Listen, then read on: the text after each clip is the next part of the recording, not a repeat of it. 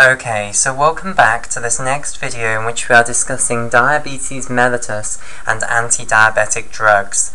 Okay, so in this video what we're going to begin our discussion of is the anti-diabetic drugs, okay, which are generally used to treat type 2 diabetes. Okay, so anti-diabetic drugs. Okay, right. So the first thing that I want to say is that type 2 diabetes can be treated with insulin replacement. Okay, so remember, type 2 diabetes results because of the insulin resistance, which then is originally compensated for by the beta cells of the islets of Langerhans, i.e. they increase their insulin secretion initially, both in the fasting state and the fed state. Okay, and that takes control of the situation. But then you get beta cell dysfunction, which we think may be due to free fatty acid accumulation in the form of triacylglycerols and diacylglycerols in the beta cells, causing problems with the production of insulin. Okay, and that then leads to a drop in insulin production, and then you have a relative insulin deficiency, where the amount of insulin you're producing isn't enough to give adequate insulin signaling in the necessary tissues. Okay, so you might not actually have lower insulin than is necessary, than is normal rather, okay, but you do have that lower insulin than is necessary because of your insulin resistance. Okay, right, so you have what's known as relative insulin deficiency.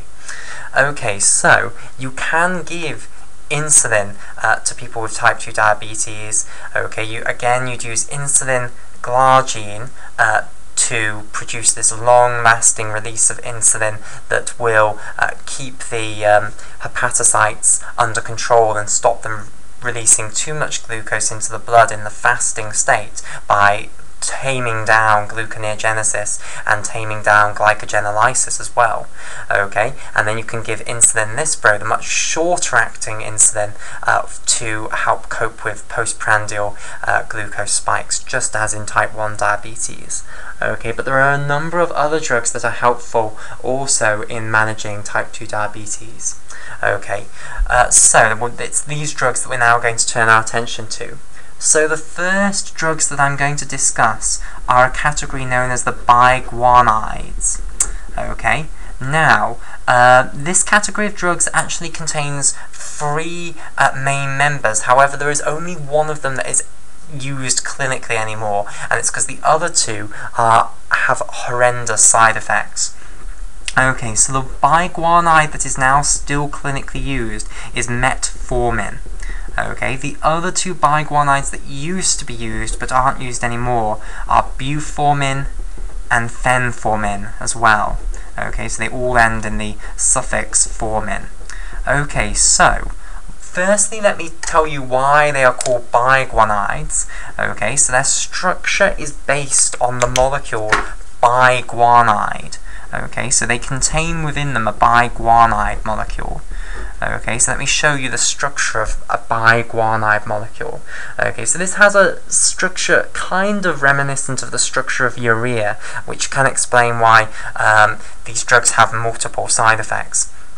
Okay, so basically you have 2 carbons in the structure and then loads of nitrogens.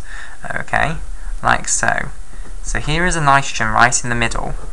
These 2 on the end are both nitrogens here, and then these 2 in the middle are carbons.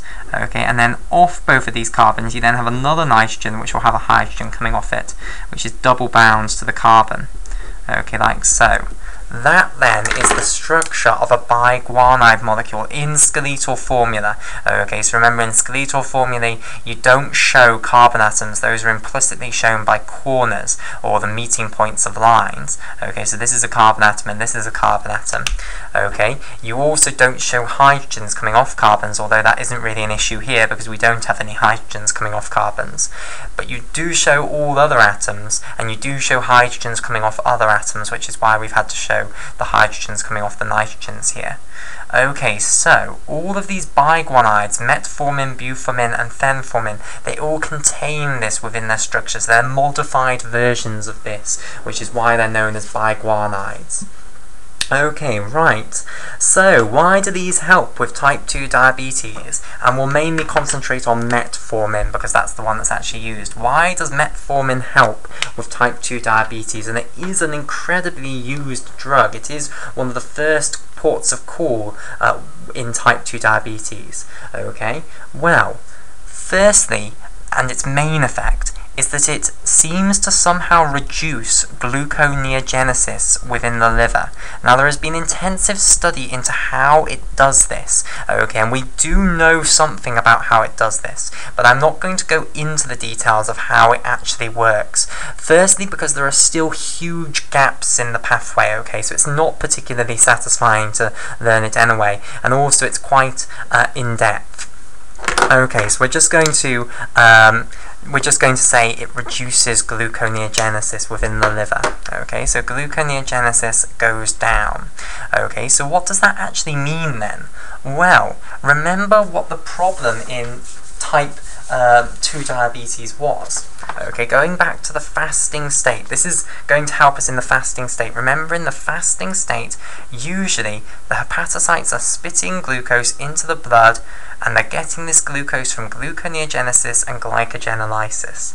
Okay, now, glucagon is telling them to up the gluconeogenesis and the glycogenolysis, and then the insulin signal is usually keeping this in check. It's saying, steady on there, yes, we want some gluconeogenesis and glycogenolysis, but you know, tone it down. Okay, when you get insulin resistance in the liver, that insulin signal, that calming insulin signal, is reduced. Okay, and then what happens is the glucagon overstimulates the hepatocytes. You get too much glucose released into the blood from the hepatocytes. Okay, and that causes the hyperglycaemia in the fasting state.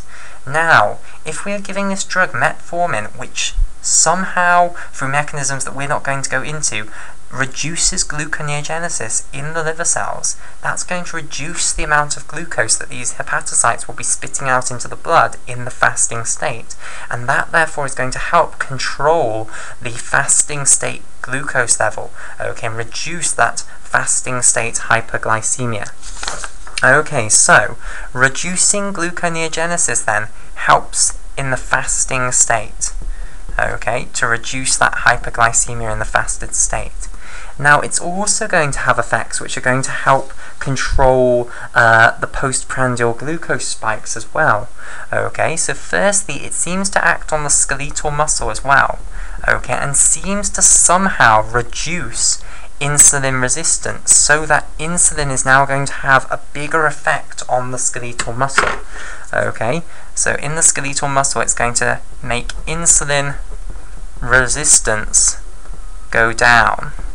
Okay, and that's going to help in the postprandial glucose control, because if I bring back what happens in the fed state glucose homeostasis, okay, remember when you've got glucose pouring in to the blood from the intestine, insulin peaks up, and this causes the liver, the skeletal muscle, and the adipocytes, but principally the skeletal muscle, to start removing glucose from the blood. Now, in type 2 diabetes, all of these tissues became resistant to insulin, so the effect of the insulin was reduced, okay, so they weren't taking glucose up nearly as much, which meant that glucose accumulated to higher levels within the blood, i.e. the postprandial glucose spikes got higher, and also it took much longer to bring them back down, so the postprandial glucose spikes got broader as well. Now, if we're getting rid of the insulin resistance at the skeletal muscle, or at least reducing it, that's going to help to bring down the height of those postprandial glucose spikes and make them less broad, because now the skeletal muscle is responding better to our insulin. Okay, and again, we're not going to go into the mechanisms, because I don't know actually even how much is understood of that. I imagine it's not a complete pathway yet. Okay, but insulin resistance goes down in the skeletal muscle because of this drug. Okay, and finally, another way that it's going to help control the postprandial glucose spikes is that it's going to reduce the speed of absorption of glucose by the intestine. Okay, so it reduces glucose absorption speed. Okay, so let's think about what that's going to mean. Okay, so if we take now longer to reduce absorb the glucose. If glucose is being absorbed slower, okay, that means that now when insulin goes up, it has a better chance of being able to cope with this. If the glucose is coming in less fast, okay, that means that this reduced uptake by our skeletal muscle, our liver, and our adipocytes might just be able to control this glucose coming in now and be taking adequate amounts of that out. Okay, so the glucose coming into the blood slower is very helpful, basically, because it means that our insulin-resistant tissues are more likely to be able to respond adequately to remove this glucose from the blood as it comes in, and therefore reducing the height and broadness of these postprandial glucose spikes, particularly the height in this case, rather than the broadness. Okay, so again, its effects on the intestine and seemingly reducing the absorption rate of glucose is helpful in controlling the postprandial glucose spikes. And it's worth saying that these postprandial glucose spikes are really damaging. These particularly are believed to be what damages the blood vessels most of all. Okay, it's believed that the chronic fasting hyperglycemia isn't as damaging as these out of control postprandial glucose spikes. Okay, when glucose goes up to horrendous levels transiently in the blood, that's believed to cause the most damage to the endothelial cells, which certainly underlies the macrovascular disease and most likely underlies the microvascular disease as well. Okay, so that's the biguanides then. That's how they're going to help control fasting glucose levels and also fed state glucose levels. So again, this is going to help with fed state. So those two in purple, those are going to help with the postprandial glucose control, and this reduction in gluconeogenesis is going to help with fasted state blood glucose control. Okay, right. Okay, on to the next category of anti-diabetic drugs then. The next category of anti-diabetic drugs that I'd like to discuss are the sulfonylurea drugs. Okay, and hopefully you will be able to guess what these are going to do, because we kind of mentioned it earlier on when we were discussing MODY 2. Okay, right, so let me firstly give you the example of sulfonylurea drugs, and then I'll tell you what structure all of these drugs have in them, which classifies them as sulfonylureas. Okay, so examples then of sulfonylurea drugs are tolbutamide, okay, glibenclamide, and glipizide. Okay, so tolbutamide, glibenclamide, and also glipizide. Okay, so they all kind of end in "ide." Okay, glipizide. Okay, so these are a very, very important category of anti-diabetic drugs. Okay, these are also commonly used: tolbutamide, glibenclamide, and glipizide. Okay, right. So before I tell you what they do, which you probably already know, I'll firstly show you the chemical structure that they all have, which characterizes them as sulfonylureas. Okay, right. So I'll start with the sulfonyl group. So a sulfonyl group consists of a sulfur atom with two oxygen atoms double bound to it, like so. Okay, and then two other groups attached to it. Okay, this is what's known as a sulfonyl group. Now, in sulfonylureas, you are specifically going to have a benzene ring coming off one of these. Okay, and that benzene ring doesn't get a mention in the name, but all sulfonylurea drugs do have a benzene ring coming off the sulfonyl group here. Okay, and then they'll have an arbitrary group coming off the other side of this benzene ring here. So this is a group that can vary between the different sulfonylurea drugs. Okay, then we're going to have the bit that gives them the urea in the sulfonylurea name. Okay, so remember, urea was that molecule where you had the carbonyl group with two amino groups on either side. Okay, so now what's going to happen is one of these amino groups is going to be attached to the sulfonyl group, like so. Then here comes the carbonyl group, and then we're going to have the other amino group down here, and then coming off this, you'll have another arbitrary group that can vary between the different sulfonylurea drugs. So this R group here and this R prime group over here, these are where you can substitute in other things to make the different types of sulfonylurea drugs. Okay, so this portion then here, this is the sulfonyl in the name, sulfonylureas. Okay, and this portion here in green, this is the urea in the name, sulfonylurea. Okay, right. Now, what do all of these drugs do then? Okay, well, they bind to the sulfonylurea receptors of the ATP-dependent potassium channels in the beta cells of the islets of Langerhans, and I'm just trying to find the picture. There we go. Okay, so remember when we were discussing the structure of the ATP-dependent potassium channel in detail, I showed you how it was an octamer consisting of 4 KIR 6.2 proteins which line the inner ring of this channel, and then you have an outer ring which also consists of 4 proteins known as the sulfonylurea receptor 1 proteins. Okay, now the sulfonylurea receptor 1 proteins were the proteins which bound to ATP, and then that caused the KATP channel to close, which then triggered the depolarization of the cell membrane, which caused calcium entry, which caused insulin release. Okay, the sulfonylurea receptor, the sulfonylurea drugs are going to bind to the sulfonylurea receptor 1 proteins, okay, and they are also going to cause the sulfonylurea receptor 1 proteins to close the ATP-dependent potassium channel. Okay, the ATP-dependent potassium channel will close just as if ATP has gone up, and then you'll get depolarization of the cell membrane, calcium will come in, that will cause the release of insulin. Okay, so you're going to increase your release of insulin, okay, artificially with these drugs. Okay, and this is why these drugs are only useful in type 2 diabetes mellitus, because if you gave this to someone with type 1 diabetes mellitus, they don't have any beta cells anymore for you to close the ATP-dependent potassium channels of. Okay, so it would be totally pointless, basically. So, in type 2 diabetes mellitus then, you can increase the release of insulin by the beta cells of the islets of Langerhans with these drugs, okay, and that is useful for controlling the fasting state blood glucose concentration. Okay, so if we go back to looking at the fasting state blood glucose concentration again, okay, control of fasting state blood glucose, remember, you need that little bit of insulin to counteract the glucagon signal, okay, and it's this insulin signaling that's reduced because of the insulin resistance of the liver.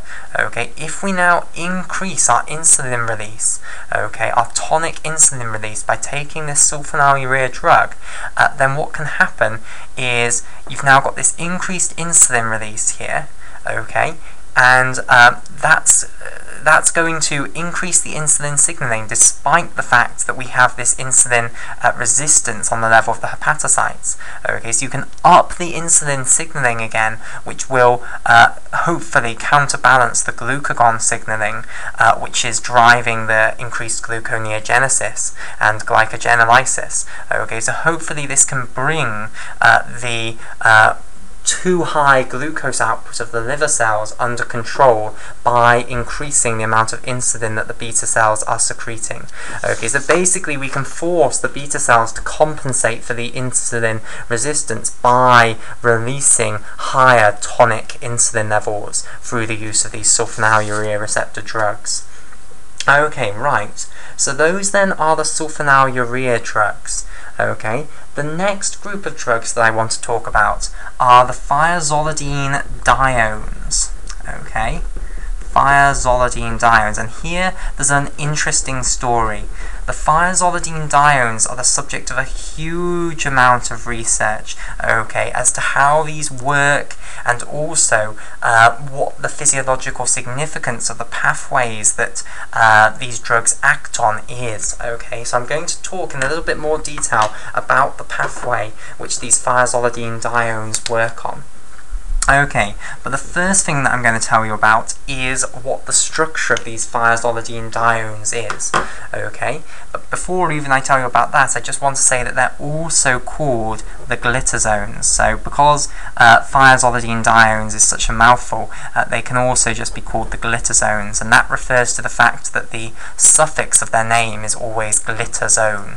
Okay, so the examples that we'll see later on are rosy glitazone, which ends with the suffix glitazone, okay, and then pioglitazone.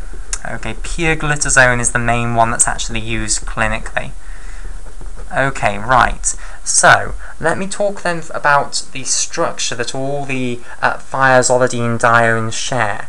Okay, so firstly, let me tell you what a thiazolidine is, and then I'll tell you how you create a thiazolidinedione.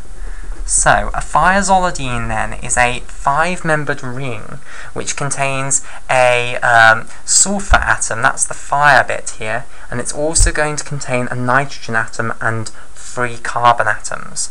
So you have a sulfur atom at the head here, okay, and then 3 carbon atoms and a nitrogen atom down here. Okay, so again we're drawing a skeletal structure, so we're not showing the carbon atoms here, they're shown by corners, okay, and we're not showing the hydrogen atoms that come off carbon atoms, those are implicitly shown by the lack of bonds coming off these carbons. But we do have to show the hydrogen that will come off that nitrogen there. Okay, so this is the structure then of a thiazolidine. Okay, so how do you turn this into a thiazolidinedione? Well, what does dione mean? Dione refers to 2 ketone groups. Okay, now what was a ketone group? A ketone group, remember, is when you have a carbon atom with an oxygen coming off that carbon atom that is double bound to the carbon atom. Okay, so what we're going to do is we're going to take the thiazolidine structure shown here, okay, like so, and we're going to put 2 ketone groups onto it. We're going to put 1 ketone group coming off here, okay, so we're going to take the 2 hydrogens that come off that carbon off. Okay, we can't actually see those on, but if I just temporarily put them on, breaking with the skeletal structure here, if we take those 2 hydrogens off and replace it with an oxygen double bound there, then we've got 1 ketone group, and then we're going to put another ketone group off this carbon. The same thing is going to happen. We're going to take the 2 hydrogens that come off that carbon off and put an oxygen double bound there instead. Okay, and this structure is then known as a thiazolidinedione, and the dione refers to the fact that you've got 2 ketone groups now coming off this. So this is 1 ketone group and this is a 2nd ketone group. Okay, so that then is the structure of a thiazolidinedione. Okay, now the different thiazolidinediones then will differ in what group comes off here, so you'll have an arbitrary group coming off here. Okay, right. So, enough on the structure of these things, let's actually see what they do. Okay, so as I say, this is a pathway that is now being studied very intensely because we don't understand yet really what its physical significance is, or what its physiological significance is. We don't really understand what the physiological ligand for this pathway is. Okay, we do, however, know what the target for these drugs is. So, let me tell you about this. So, basically, in the nucleus of cells, particularly the cells that these drugs are going to act on, are the skeletal muscle cells, okay, and the adipocytes. And by working in these 2 tissues, they are going to help to reduce insulin resistance. Okay, so in these specific 2 types of cells, which is the main place that these drugs are going to act, you have receptors in the nucleus. Okay, particularly you have a dimer of 2 proteins which is going to be a receptor for these drugs. Okay, now I want to say that the physiological ligands for these are not particularly well understood. We don't really know what physiological role this pathway yet is playing within normal physiology, but we do know how it works with regards to these drugs. Okay, so there is this dimer of 2 proteins, and I've spelt it wrong, I always do that. Can't resist putting an R after P. PPAR it should be, PPAR gamma. Okay, so one protein is known as PPAR gamma, okay, and the other protein that's going to be attached onto PPAR gamma, okay, but it is a separate protein, is RXR. So what do these two stand for? We'll start off with PPAR gamma. Okay, PPAR gamma stands for peroxisome proliferator activated receptor gamma. Okay, peroxisome proliferator activated receptor gamma. Okay, or just PPAR gamma for short. Okay, now there are other peroxisome proliferator activated receptors, but the one we're going to be particularly interested in is PPAR gamma.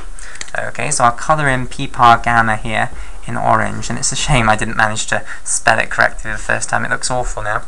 Right, the other one then, the other protein that PPAR gamma is complexed with is this RXR. Now what does that stand for? Well, that stands for the retinoid X receptor. Okay, and that is a receptor for retinoic acid. Okay, retinoid X receptor. Now, for our purposes, we're not going to care about the retinoid X receptor. It's just complexed with PPAR gamma. We are going to care about PPAR gamma. Okay, thiazolidinediones, which by the way are often abbreviated to TZDs for short, thiazolidinediones, okay, TZDs bind to PPAR gamma and then activate this receptor. Now I want to stress that to activate this receptor you do not need the ligand for PPAR gamma to be bound and the ligand for the retinoid X receptor to be bound. Okay, so you do not need retinoic acid to be bound to the retinoid X receptor. You only need one of their ligands to be bound for the thing to be activated. Okay, and thiazolidinediones seem to be artificial agonists for PPAR gamma. Now, as I say, we do not understand very well what the endogenous ligand for PPAR gamma is yet, okay, or what its physiological significance is, okay, but we do know that thiazolidinediones can activate PPAR gamma and thereby activate the entire dimer. Okay, now what does this do once it's activated? Well, it's going to act as what's known as a transcription factor. Okay, so it's going to affect the transcription of genes, basically. Okay, so it's going to affect which genes are expressed in certain cells, and the two cells that it's principally going to act on are the skeletal muscle cells and the adipocytes. Okay, so I think we'll call it there for this video, and in the next video we'll continue this discussion.